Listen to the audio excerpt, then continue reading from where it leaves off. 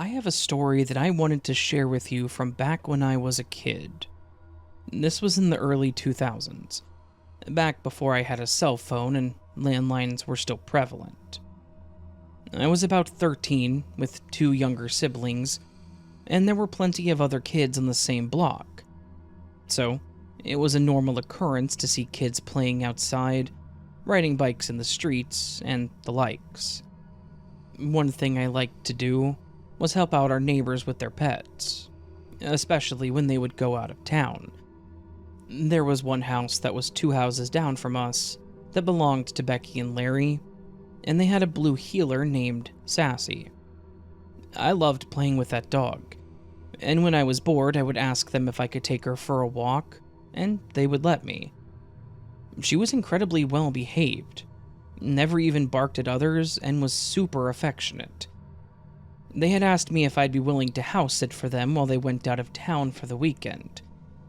It would just consist of me caring for Sassy and bringing in the mail.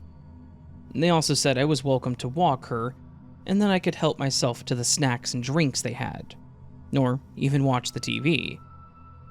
I loved taking care of others' pets, partially because they usually paid me, and what preteen doesn't want their own money? But I also felt really grown up when I could house sit, as they would leave a copy of their key for me or tell me where they hid their spare. So, after school on Friday, I walked down to their house and let myself in to let Sassy out the back. That night was as normal as it gets. I sat in their home and played with the dog. I went home a few hours later and everything was fine. It was Saturday evening that things got weird. I told my parents I was going to go down there once more to let the dog out and decide to watch some TV to enjoy some time by myself. It was probably 7 or 8 p.m. when I saw what I thought was someone walking past the big front window.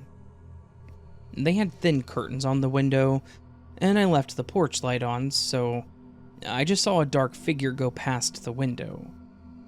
I quickly went back to watching TV, however, not thinking much of it. Maybe it was just a shift of light, or maybe a glare from my glasses. But then came a knock on the door.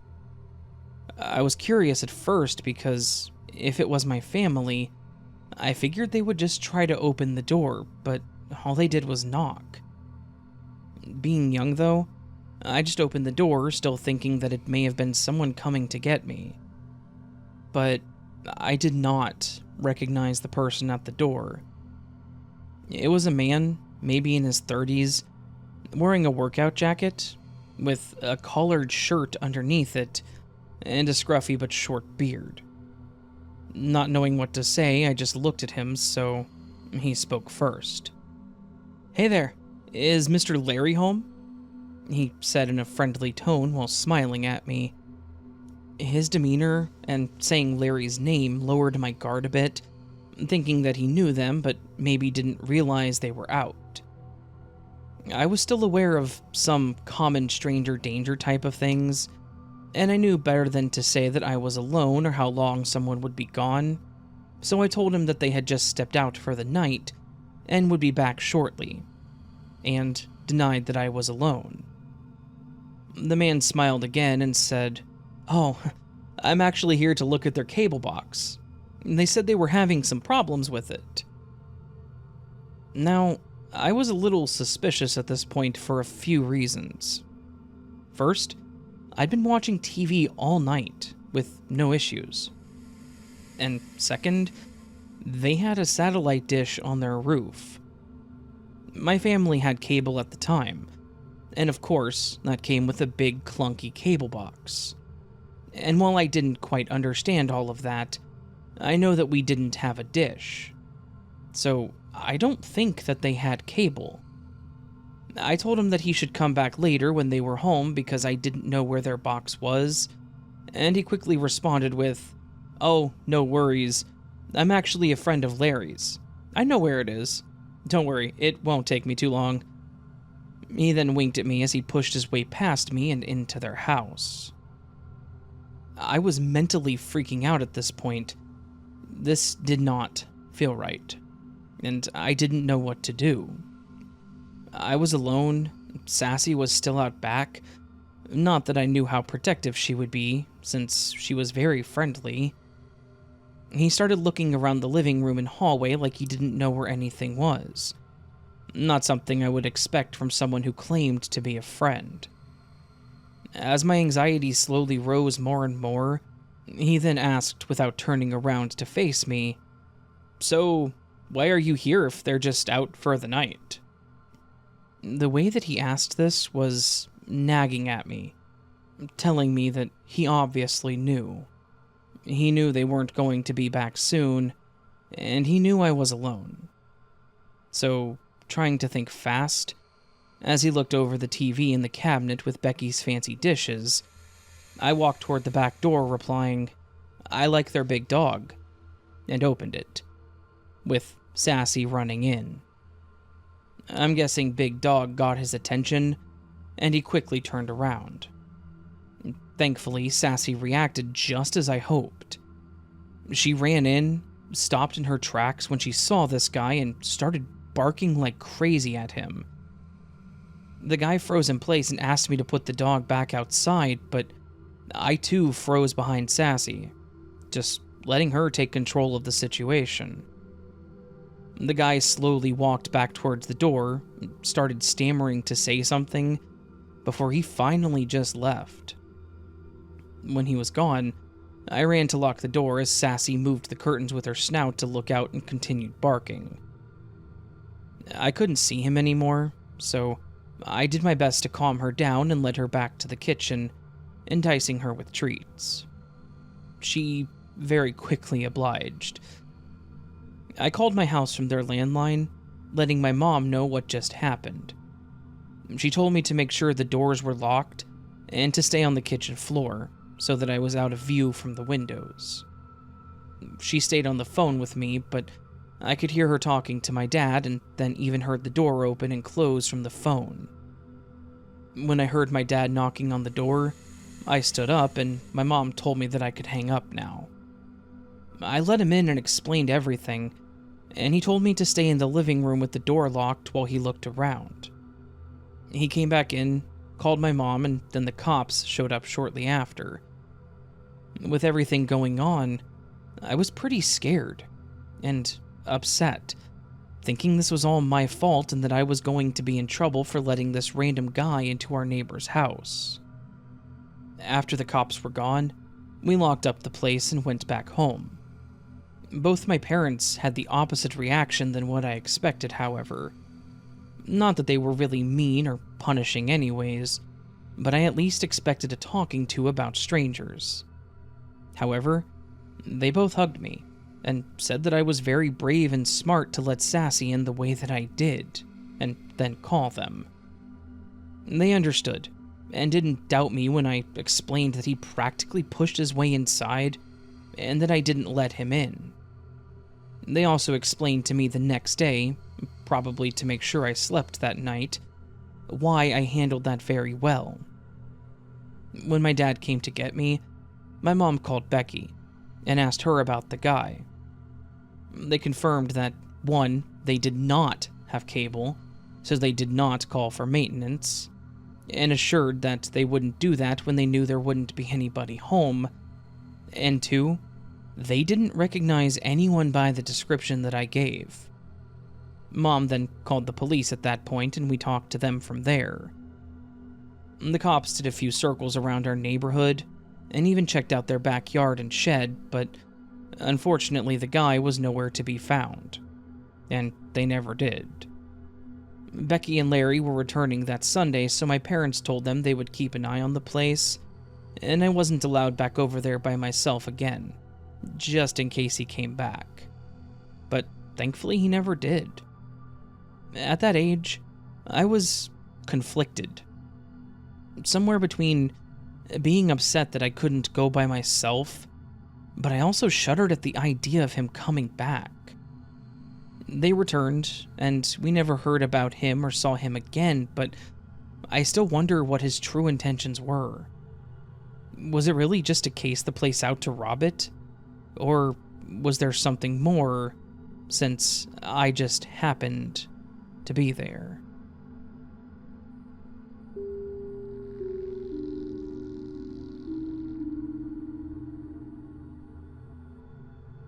Back in 2017, I was asked to house sit for a friend while they were out of state for about a week. They lived about an hour away, and thankfully I was already working a hybrid job, and I just had to go to the office twice that week. So I just planned to stay at their place while they were out. They also offered it to me, knowing that driving there daily could add up, so I agreed. I got myself a small vacation, in a way, even though I still had to work. I had actually met Chuck from work, and him and his wife Grace are very kind and generous people. The house they lived in was also very nice, and is in a great neighborhood too.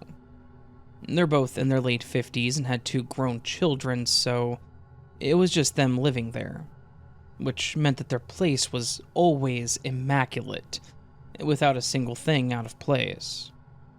They had a large fish tank in their living room, and 2 cockatiels, which was part of the reason they wanted me there. Anyways, sorry for rambling. I just wanted to include some information about them as well as where I would be staying for some relevance. I got there the day they were leaving, so Chuck could give me the keys and Grace gave me a small list of things to check on for them, or to just watch out for, and then they left. Once they were gone, I checked out the birds and the fish, and then got my laptop out to work some that day in their living room as I watched TV. The first day went as normal as one would expect when you're house sitting. The second day as well. The third day I had to go into the office, so on my way back from work, I picked up some groceries so I could make some simple meals at home and not eat all of their food or takeout. When I got back that night, that's when I started noticing a few things that were off. When I went to put my stuff in the fridge, I noticed the milk was towards the front of the fridge. It was whole milk, and I didn't like drinking whole milk, so I just remembered pushing it back some when I pulled something else out. I also noticed a bowl and a spoon in the sink that I had used that morning when I made oatmeal. However, I had washed it, and I put it in the strainer before I left, not wanting to leave a mess in someone else's home. But as I started thinking about things more, and realizing that I had forgotten to grab something from work, I finally just chalked it up to me thinking that I washed it, and I didn't. And maybe I moved the milk when I was looking for something else. I was already tired, so I just made something quick to eat and settled on the couch for a few hours before I went to bed. As I laid there scrolling through my phone, I started hearing some shuffling sounds. It almost sounded like someone slowly walking against a wall, or maybe I should say crawling along the floor, because it sounded like it was coming from above me. I was pretty tired at that point, but my first thought was maybe they had a mouse in the wall or possibly in the attic. Their home was far from cluttered, like I mentioned, and probably more on the minimalistic side of things, so I assumed they probably didn't use their attic for storage, or have much reason to go up there. It is entirely possible that they got in somehow and they never noticed, until someone was there for hours at a time. I again told myself not to forget so that I could let them know, and then let myself drift off for the night. I continued to experience that weird shuffling sound, as well as a slight creaking that I chalked up to the house settling. It was an older house, so it was entirely possible. I didn't really want to bother them on their trip, so I thought maybe I would just try to find the entrance to the attic, so that way I could at least confirm my suspicion. Then I could message them after and offer to go get some traps or whatever he would prefer so that he wouldn't have to deal with it right after returning from his vacation. That was on Thursday night, and I knew they were going to be returning on either Saturday or Sunday, so it wasn't going to be much longer anyways. Friday, I had to go into the office again, and it was a stressful day. A few things went wrong, and everyone seemed to be in a bad mood or on edge, so by the time I left, I wanted to treat myself for the crazy day that I'd had. I picked up a case of beer and ordered a pizza that would end up getting there at the same time I did. I enjoyed my dinner and drinks, and was pretty well buzzed by the end of it. I'm honestly a lightweight. So instead of checking on the attic and contacting Chuck, I ended up passing out pretty hard on the couch that night. The TV had a timer on it, so it turned off, creating a very comfortable and dark and quiet room. And if the next events hadn't occurred, I probably would have stayed like that all night. I must have been in that state between being asleep and awake when I heard a sound so subtle but so out of place. It sounded like soft scraping, almost like the sound when you pull back the seal on a yogurt container, or something similar with a sealed layer. Sorry if that sounds confusing. Anyways, this caused me to fully open my eyes as I laid there as quietly as possible, trying to grasp what I was hearing. When the noises continued with the sounds of drawers being slowly opened, followed by subtle scraping sounds, I knew that what I was hearing was real, and I was going to have to confront it. It was clear that there was somebody in here with me. The sound was coming from the kitchen, which was on the other side of the wall. I didn't have a weapon on me, so I tried to slowly look around the dark room for anything I could use that looked intimidating. That's when I spotted the slight silhouette of the candle holder on the coffee table. It was a thin and long tube, basically, that came off the base, so I slowly and quietly pulled it off and pulled out the candle. Once armed, I stood up and peeked my head around the wall to see if I could get an idea of who I was dealing with, seeing if I even had a chance, or if I should just run. Seeing the guy hunched over the counter with his back towards me, I could tell that I wouldn't have a hard time if I had to subdue him. I slowly stepped towards him, being as light on my feet as I could, and when I was close enough, I shoved the candle holder into his back, hoping that they wouldn't be able to distinguish that it wasn't a firearm, and I mustered up my most intimidating voice to say, "Don't move." The guy jumped, and I could immediately hear his breath become shaky. I asked him why he was there, and he told me as his voice wavered. I didn't know anyone was here. I'm Terry. This is my parents' home. Please, don't shoot me." At least I knew the candle holder did what I wanted it to. I told him to slowly back up and get face down on the ground, and I put the holder in my back pocket before he could see it. As he got to the ground, he kept pleading with me not to hurt him and begging me to call his parents, and that they would be able to confirm everything. I quickly grabbed my phone from the coffee table, and I must have put quite the scare in him because he didn't even try to get up. I quickly dialed Chuck's number and told him what was happening, feeling bad for calling him so late. His tone quickly changed when I mentioned the name Terry. He asked me to describe what the guy looked like, and as I did, the guy called out from the floor, "It's me, Dad!" I could hear Grace in the background, and Chuck said that that was his son, and then asked to talk to him. I told him he could get up, and he sat at the kitchen table as he spoke to Chuck on my phone. Only hearing one side of the conversation, I could at least piece some things together. He mentioned a spare key and the attic, and after a few pleas, Terry looked pretty defeated, as he handed me the phone back and apologized for scaring me. He slowly walked off towards the back, and I finished my conversation with Chuck. He apologized for his son, and asked that I not call the cops, but to give him an hour or so to get his stuff, and that he would be leaving. but then mentioned to make sure I got the key from him before he does leave. I told him it was no problem, that he could stay there if he needed to, but Chuck was adamant that he needed to go. It was his place and his son's, so I had no right to say otherwise. I told him I would make sure it all happened, and we hung up. Shortly after, Terry came back into the living room, and I was now sitting on the couch, groggy with the lights on.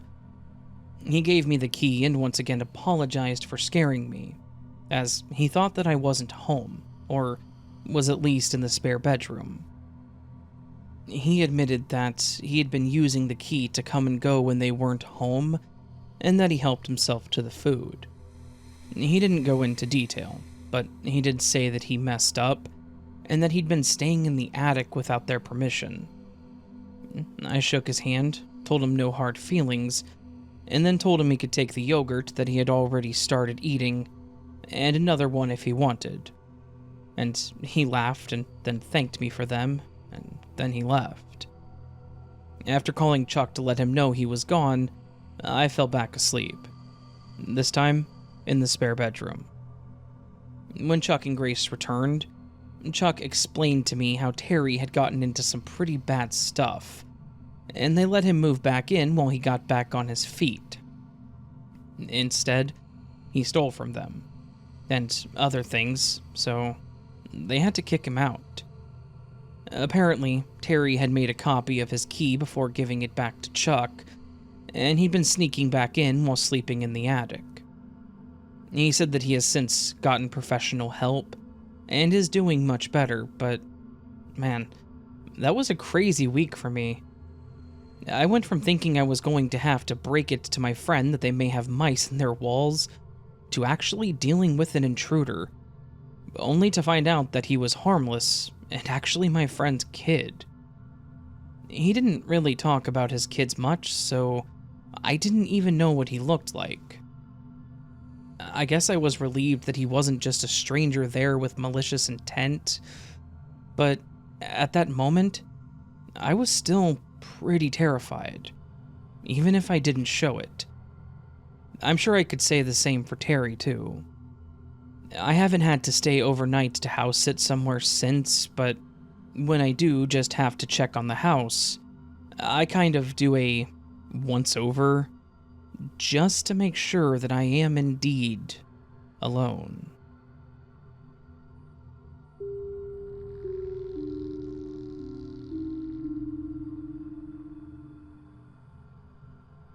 This occurred at the last place that I lived about 4 years ago. I'd been renting a house from someone, and the place itself, as well as the neighborhood, were great. Everyone got along or kept to themselves, so no one bothered one another, and I enjoyed it. In fact, I was asked by my neighbor across the street to house sit for him while he was away for a few days for family matters. Greg was a cool guy, never gave off any weird vibes, and also never complained when I had parties with friends and family in the past. We never got too crazy or loud, but I did apologize when someone parked in front of his place. He was kind and said that we could even use his driveway if we needed, as long as we told him in advance. He had a garage where he parked his car, and I rarely saw him leave, so it made sense. Anyways, he asked if I could make sure his cat, Lucy, had food and water, to water his yucca that he had in the kitchen, and just do the normal checkups around the place while he was gone. And I agreed. He offered to pay me, but I declined.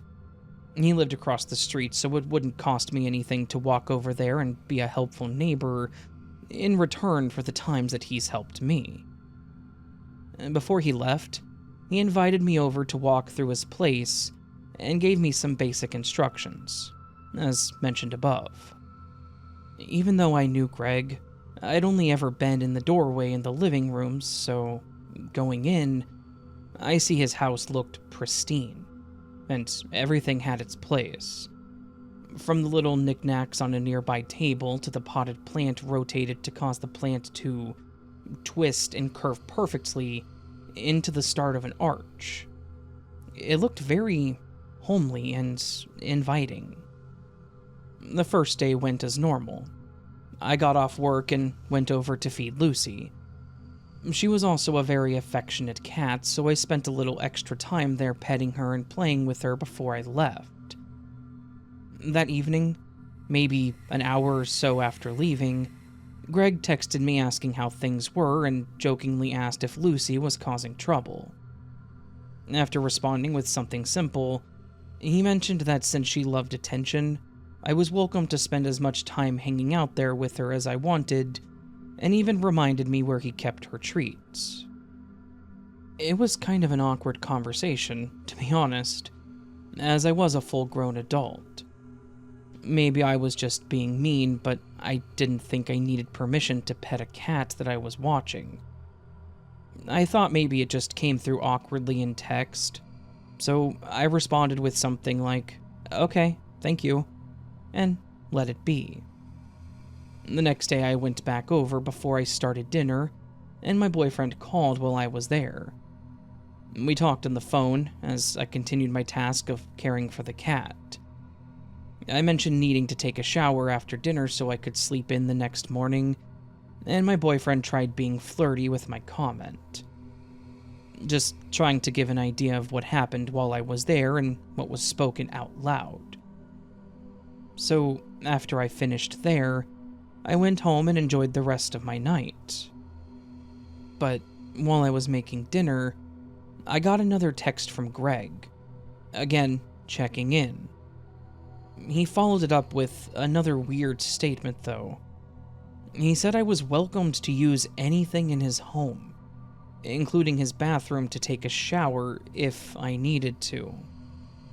Again, I thought that was weird because I lived across the street, not hours away.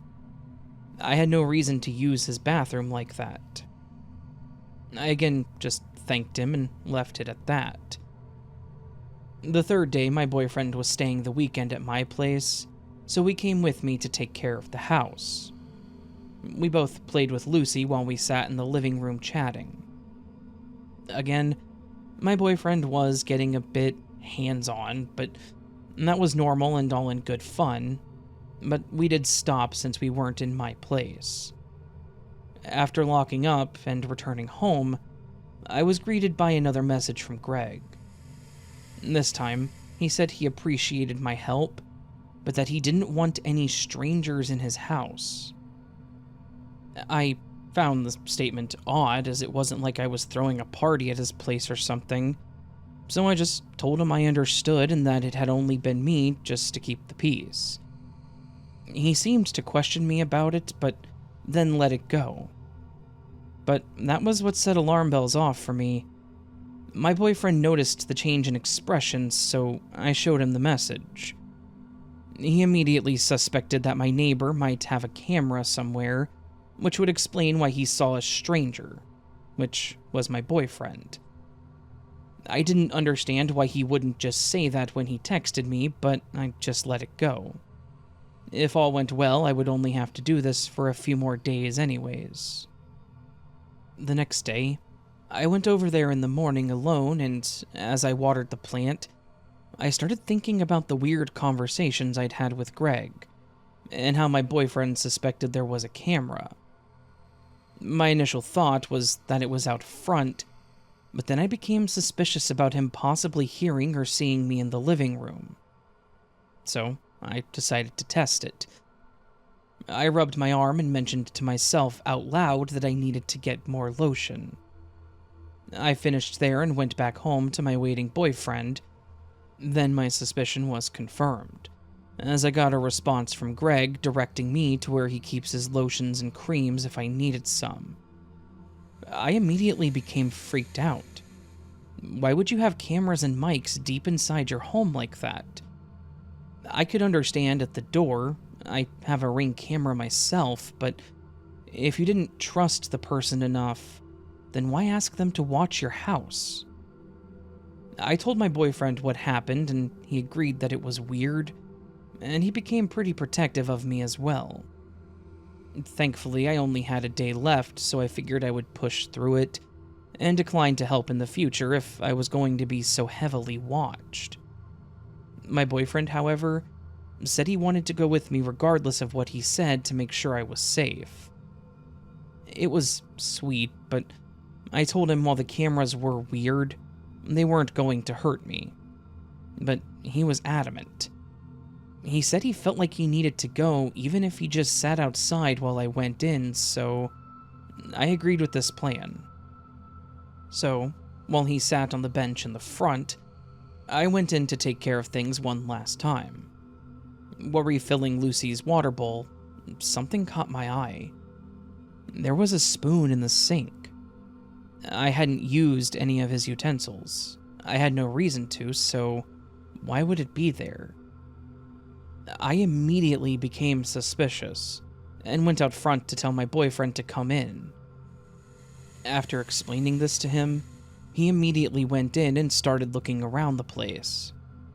I watched from the living room as he opened the doors and looked in the rooms.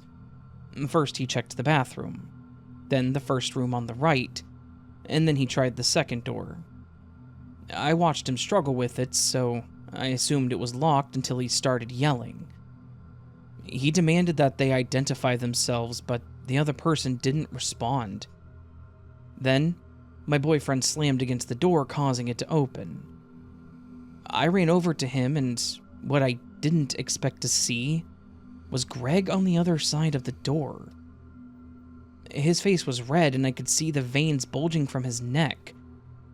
I was terrified and confused, and even more so when his only comment was, "I told you I didn't want anyone else here but you." I tried asking what he was doing at home or why he didn't tell me he was back early, and he couldn't answer. He just kept stammering, and would just go back to blaming me for bringing my boyfriend. We both left and went home, discussing what the hell we had just witnessed. We came up with two different scenarios. Either he got home early and hadn't informed me yet, and maybe us being there scared him so he hid. The only door that I noticed that locked was the bathroom, so maybe that's why he was leaning against the door or preventing it from being opened. However, with the cameras and the weird comments, my boyfriend thinks that he's been home this whole time, and was just being a creep about it. He became really angry about it, knowing that if that was the case, I'd been going there alone, and he was worried about what he could have tried. What if I did use his shower? What would have happened? I completely understood his concern, but it was overwhelming to think about. I didn't know if anything could be done, or at least to make a complaint or statement about what had happened, so I did go to the police station and ask. As expected, since neither of us were hurt, and we were in his house, there was nothing they could do, because he could choose to put cameras in his house if he had wanted. So, instead, I took it into my own hands. I basically told him to never talk to me again, and just blocked his number. And whenever I met with or talked to other neighbors, I made sure to tell them about my uncomfortable experience house-sitting for him. I would occasionally see him outside, but he rarely talked to the neighbors anymore. He had other male friends over on occasion, though. I moved in with my boyfriend a year later, but I still think about it on occasion.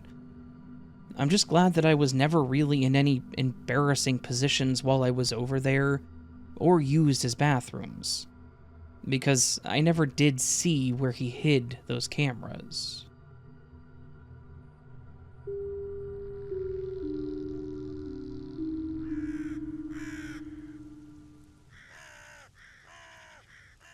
So, that, my friends, was a collection of some true scary house-sitting stories. Stories that happen while the person was house-sitting. or pet sitting, house sitting, pet sitting, whatever you want to call it. Just taking care of stuff for friends kind of thing. You know how that works. Yeah, just whenever a person goes out, has someone else come over and take care of the animals and such. Just good stuff. We had to do that once whenever Patience and I went on our road trip back in 2013, 14, wherever that was. And my mom came over and took care of stuff. And we've also house sat, kind of, for my sister whenever they've been out of town, or one of our friends whenever she went out of town with her kids. Took care of their cats. They have some nice cats. I like their cats. Good cats. I like cats. Do you like cats? Anyways, hopefully you all enjoyed this collection of house sitting stories. House sitting is a weird topic that I've never done. And I don't see it done very often, so I don't know. Good stories. And it worked out in the end. And hopefully, like I said, you all enjoyed it. If you did, please consider hitting that thumbs up button. It would help a lot, trust me. You can also subscribe to the channel if you're new. That helps a lot too. Hopefully get some new people out there. Get the growth going again this month. You can also leave me a comment down below letting me know your thoughts. Alternatively, have you ever had a weird thing happen while house sitting? I'm curious. If you have and just want to write out a comment really quick explaining it, please do.